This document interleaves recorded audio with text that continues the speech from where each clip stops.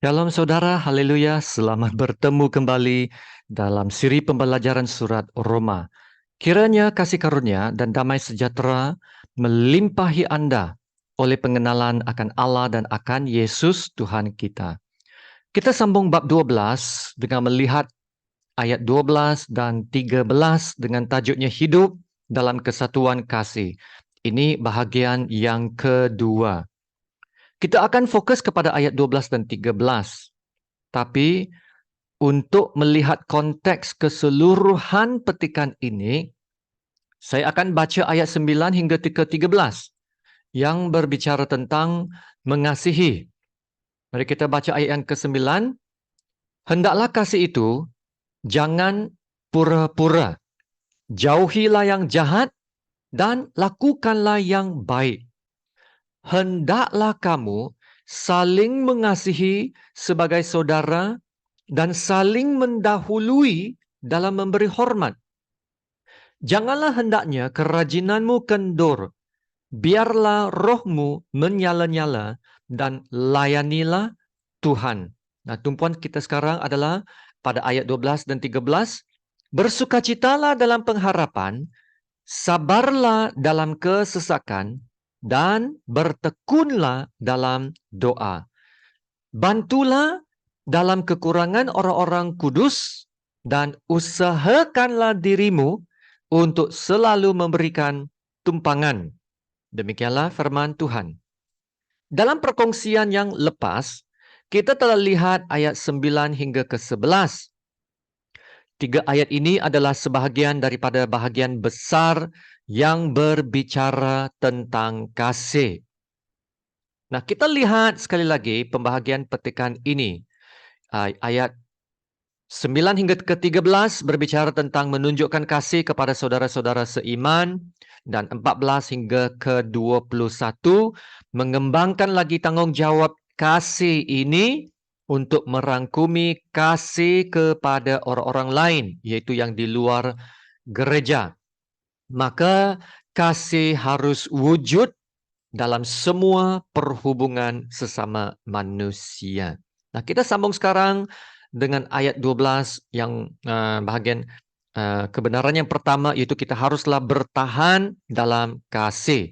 Bersukacitalah dalam pengharapan, sabarlah dalam kesesakan, dan bertekunlah dalam doa. Dalam ayat 12 ini, Paulus berbicara tentang kasih yang wujud di tengah-tengah kesukaran. Amin. Walaupun dalam keadaan yang sukar, kita tetap dapat mengasihi. Haleluya. Kenapa?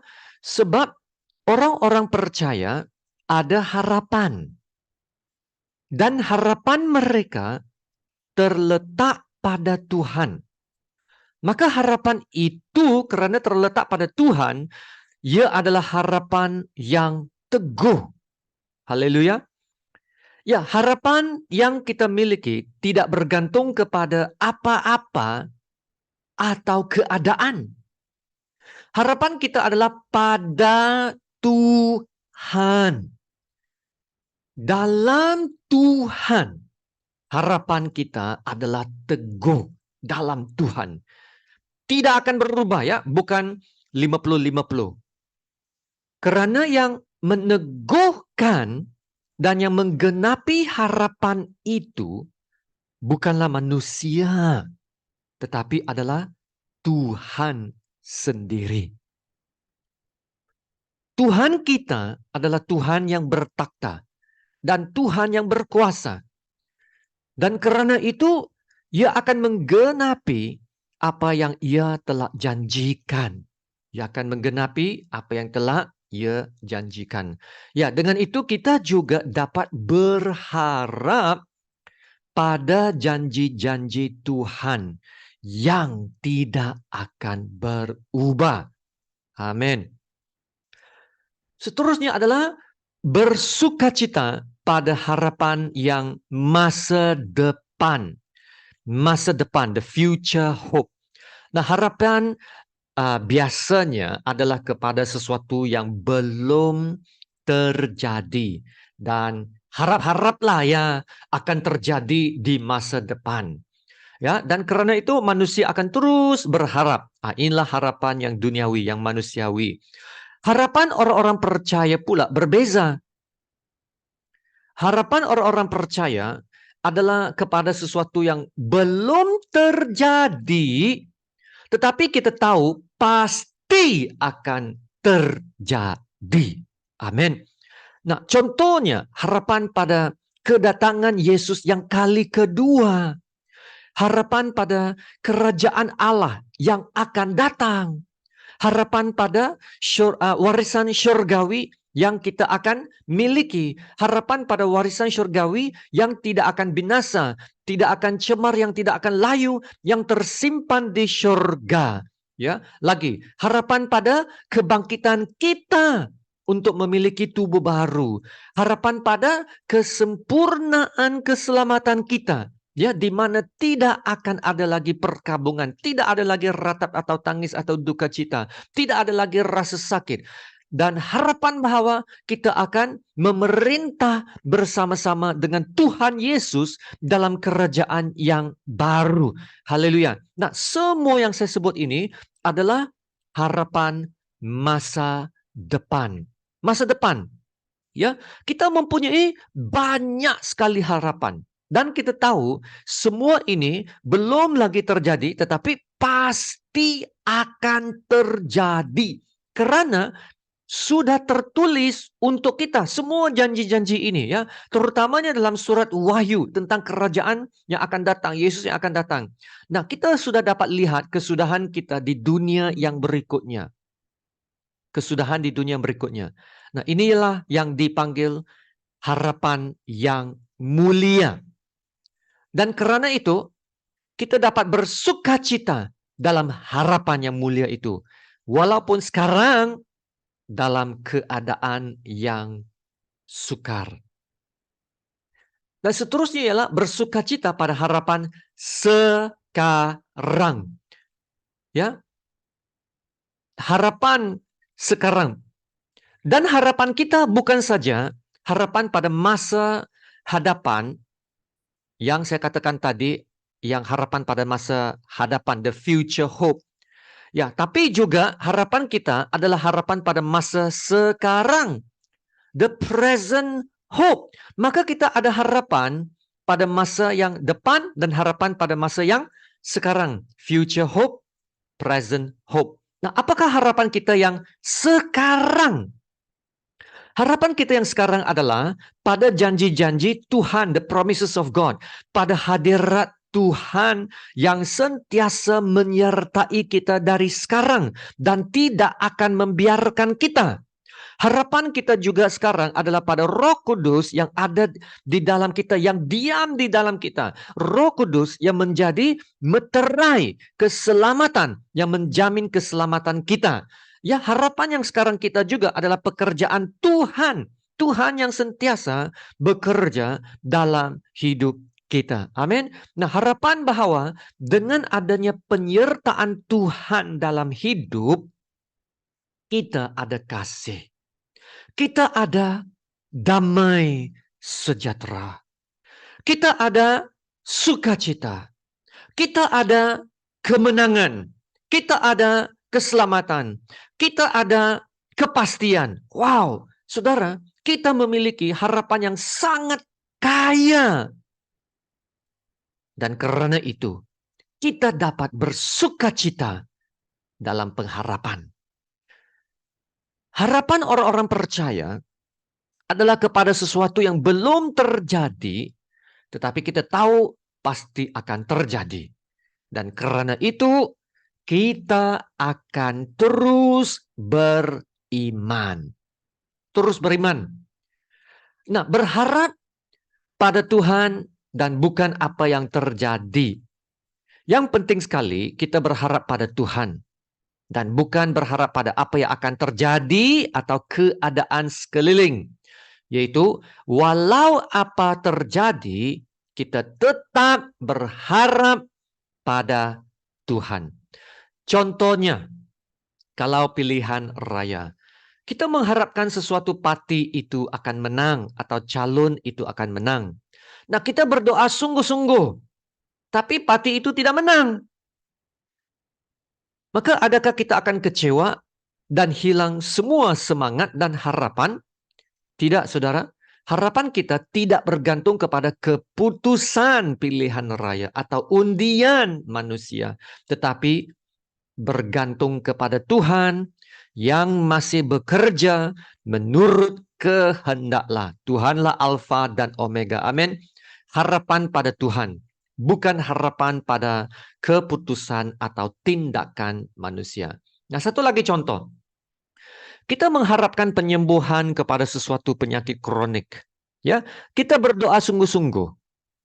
Tapi akhirnya tidak sembuh juga. Tidak sembuh. Adakah kita hilang kepercayaan dan harapan? Kalau kita hilang kepercayaan atau harapan, bermaksud kita telah meletakkan harapan kita pada keputusan dokter dan bukan pada Tuhan. Jadi, kita harus berharap kepada Tuhan dan bukan kepada keputusan. Ya, memang sesuatu berita buruk akan melemahkan semangat. Ya, betul. Tapi kalau kita berharap pada Tuhan, maka kita tidak akan mudah patah semangat. Teruslah berharap. Jangan lepaskan harapan. Jangan hilang harapan itu. Nah, berharap kepada Tuhan bermaksud, walau apa terjadi, walau apa keputusan dari dokter tentang penyakit, atau keputusan dari manajemen, pengurusan tentang pekerjaan kita. Ya, apa jua yang terjadilah, atau keadaan sekeliling, kita akan tetap percaya kepada Tuhan yang bekerja. Ya, bukannya kepada apa yang telah diputuskan atau ditetapkan manusia.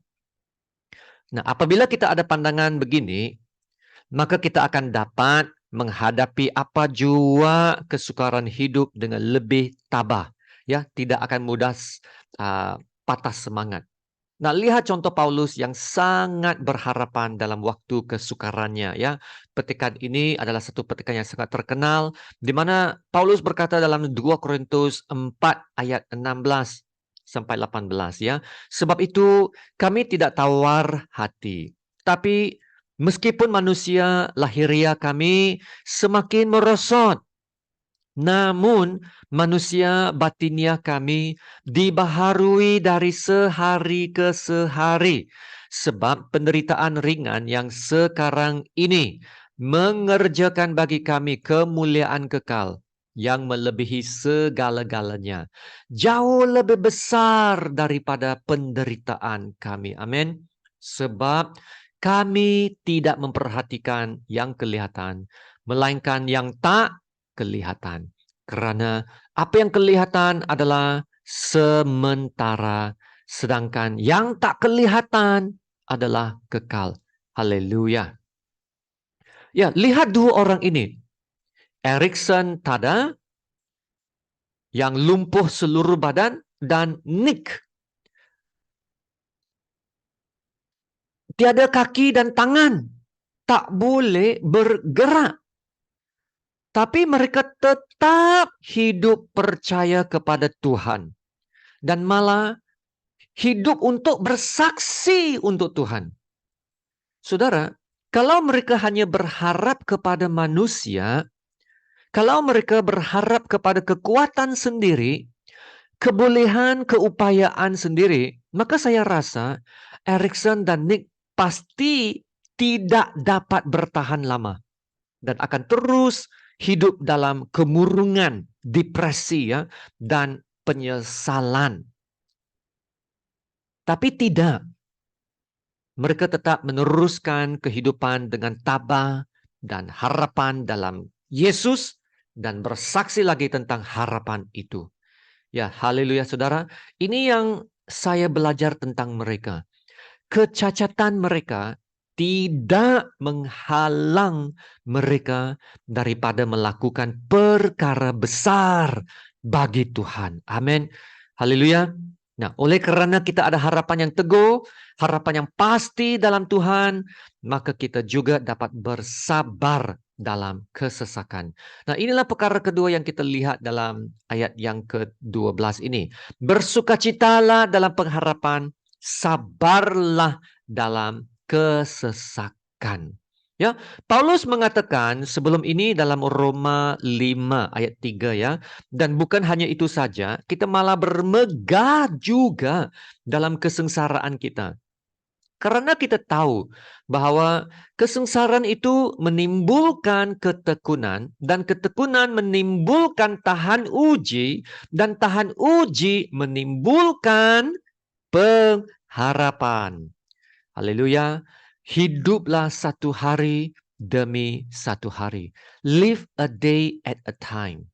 Ya, jangan risau tentang hari esok. Tapi mungkin dalam hati Anda akan berkata, ya tapi saya ada banyak tanggungan. Saya ada banyak beban. Macam mana nak tak bimbang? Tidak, saudara.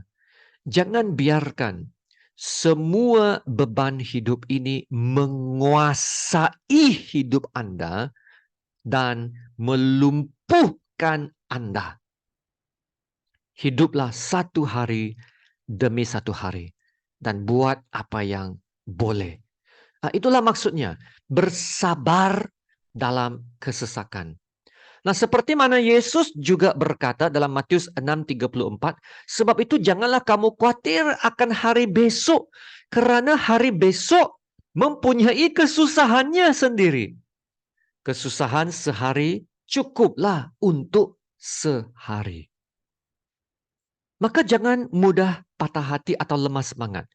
Teruslah berharap pada Tuhan dan bersabar melihat tangan Tuhan bekerja satu hari demi satu hari. Itulah sebabnya Yesus berkata dalam ayat sebelum ini, carilah ya dalam Matius 6:33, carilah dahulu kerajaan Allah dan kebenarannya, maka semuanya itu akan ditambahkan kepadamu. Matius 6:33 ya, carilah dahulu kerajaan Allah. Bermaksud daripada kamu terus dibebani dengan kekhawatiran hidup, serahkan segala-galanya kepada Tuhan yang akan memelihara dan membekalkan. Dan dengan itu carilah Tuhan. Utamakan Tuhan dalam hidup. Maka seterusnya Paulus berkata, bertekunlah dalam doa. Ya, carilah Tuhan. Sabar. Sabar dalam mencari Tuhan dan berdoa. Doa adalah saluran kita untuk berhubung dengan Tuhan. Ya, orang percaya tak boleh hidup tanpa doa. Nah, doa di sini bukan sekadar doa yang biasa-biasa saja, ya seperti doa untuk makan. Ya, Paulus berkata dalam ayat ini harus bertekunlah dalam doa, bertekunlah. Ya, beri perhatian kepada perkataan itu, bertekun, yaitu giat dalam doa, bersemangat dalam doa, doa yang disertai hati yang sungguh-sungguh. Nah, Paulus berkata ini dalam 1 Tesalonika bab 5 ayat 17, tetaplah berdoa, pray without ceasing, pray always, banyak berdoa. Tuhan Yesus adalah contoh yang terbaik. Pada setiap pagi, ketika hari masih gelap, Tuhan Yesus sudah pun mencari Tuhan. Di tengah-tengah kesibukannya melayani orang ramai, Tuhan Yesus dapat mencari masa untuk berdoa. Pada waktu malam, Tuhan Yesus juga menyediakan waktu khusus untuk bersekutu dengan Tuhan. Sama juga dengan Daud. Daud memiliki suatu perhubungan yang sangat dekat dengan Tuhan. Ya, dikatakan bahwa Daud mencari Tuhan 7 kali setiap hari. Daniel pula setiap hari 3 kali akan mencari masa untuk berdoa. Ya, saudara, bertekun dalam doa. Tetap berdoa. Nah, seorang lagi hamba Tuhan yang bernama Smith Wigglesworth, yang dipakai luar biasa Tuhan. Ya, kalau berkenan doa, dia berkata begini, ia tidak berdoa lebih dari setengah jam, tetapi ia tidak akan membiarkan 30 menit berlalu tanpa berdoa. Bermaksud dia tidak mengambil masa yang panjang-panjang untuk berdoa, tetapi dia tetap dalam keadaan berdoa. Dia tetap berada dalam keadaan berdoa. Selalu berdoa. Banyak berdoa. Selalu berhubung dengan Tuhan. Ya, setiap masa berhubung dengan Tuhan. Itulah yang saya kata connected, bukan seperti charger. Ya. Nah, itulah yang juga Paulus katakan dalam Efesus 6 ayat 18. Dalam segala doa dan permohonan, berdoalah setiap waktu di dalam roh. Setiap waktu di dalam roh. Connected. Yaitu ada connection ya yang berterusan. Dan berkata lagi di sini, dan berjaga-jagalah. Yaitu keadaan yang peka, sensitif kepada sekeliling. Berjaga-jaga di dalam doamu dengan permohonan yang tak putus-putusnya untuk segala orang kudus. Ya, saudara perhatikanlah. Orang-orang yang mencari Tuhan dengan sungguh-sungguh yang berdoa. Mereka, saya perhatikan, mereka ini memiliki roh jiwa yang berbeza. Different spirit. Roh yang kuat. Roh yang lebih mantap. Ya, beza dengan orang lain. Mereka membangunkan persekutuan yang intim dengan Tuhan. Maka tak heranlah ya kalau mereka dipakai luar biasa oleh Tuhan. Ramai orang Kristen menjalani kehidupan tanpa bertekun dalam doa. Dan karena itu lemah rohani. Rasa dingin, kurang peka. Ya, ingatlah saudara, doa adalah saluran yang berhubung dengan Tuhan. Jadi sangat penting bagi kita untuk terus-menerus membangunkan persekutuan yang intim dengan Tuhan. Haleluya. Nah, akhir sekali, kasih yang berusaha membantu orang lain. Bantulah dalam kekurangan orang-orang kudus dan usahakanlah dirimu untuk selalu memberikan tumpangan. Nah, inilah kasih yang ditunjukkan terutamanya dalam masa kesukaran. Ya, apabila kita menghadapi kesukaran, iman kita pasti akan teruji. Ya, terutamanya dalam zaman Paulus. Hal ini sangat nyata. Ya, orang Kristen selalu dianiayai dan mungkin akan dipinggirkan atau kehilangan mata pencarian mereka. Ya, maka Paulus memberikan arahan ini ya supaya kita membantu mereka yang kekurangan. Dan ini semestinya melibatkan masa, melibatkan tenaga, melibatkan keuangan, sumber dan bekalan atau apa saja yang dapat membantu. Dan termasuk juga dalam ayat ini berkata, beri tumpangan. Yaitu bersedia membuka rumah kita kepada orang yang memerlukan. Mengungsikan tempat tinggal kita kepada mereka. Ya, hal ini bukannya mudah untuk dilakukan terutama sekali dalam masa penganiayaan. Sebab risikonya sangat tinggi, terutamanya kalau orang itu dicari pihak berkuasa. Nah, Anda mungkin boleh didakwa menyembunyikan orang yang dikehendaki itu. So, macam mana? Nah, saya rasa sekiranya kita benar-benar ada kasih, kita benar-benar mengasihi saudara kita akan melakukannya. Amin. Kalau kita mengasihi. Dalam Alkitab pun berkata dalam 1 Yohanes 4:18, di dalam kasih tidak ada ketakutan.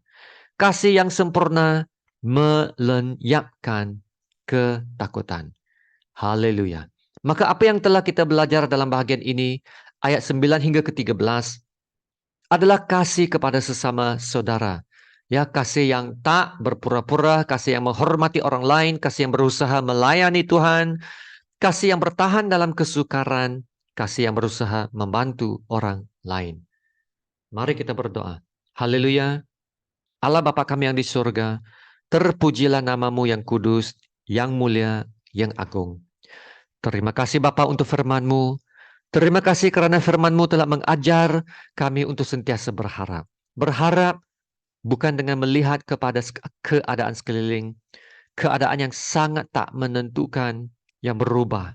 Tapi harapan kami adalah pada Tuhan Yesus yang sama. Dulu, sekarang, dan selamanya. Haleluya. Dan karena itu, kami memiliki harapan yang sangat pasti, yang teguh dan yang mulia. Harapan pada janji-janjinya yang berharga dan sangat besar. Harapan pada Roh Kudus yang diam di dalam kami. Dan pekerjaan-Mu ya Bapa dalam hidup kami. Ya Tuhan, kiranya harapan yang mulia ini akan meneguhkan hati dan iman setiap orang pendengar, terutamanya mereka yang sedang bergumul, yang menghadapi penyakit, yang sedang menghadapi kesukaran dan tekanan hidup. Engkau jamalah mereka dengan kuasa dan kasih-Mu. Terima kasih Bapa. Ajar dan pimpinlah kami untuk bertekun dalam doa. Hati kami yang sentiasa merindukan Tuhan, agar kami dapat membangunkan persekutuan yang intim dengan Tuhan Yesus. Haleluya, dalam nama Tuhan Yesus kami berdoa dan mengucap syukur. Amin. Haleluya. Terima kasih saudara, puji Tuhan, dalam Tuhan Yesus kami memiliki harapan yang mulia. Ya, teruslah berpegang kepada harapan yang mulia yang pasti ini. Bersukacitalah dalam pengharapan, sabarlah dalam kesesakan, dan bertekunlah dalam doa. Mari sama-sama kita menerima berkat Tuhan. Tuhan memberkati engkau dan melindungi engkau. Tuhan menyinari engkau dengan wajah-Nya dan memberi engkau kasih karunia, dan Tuhan menghadapkan wajah-Nya kepadamu dan memberi engkau damai sejahtera. Amin.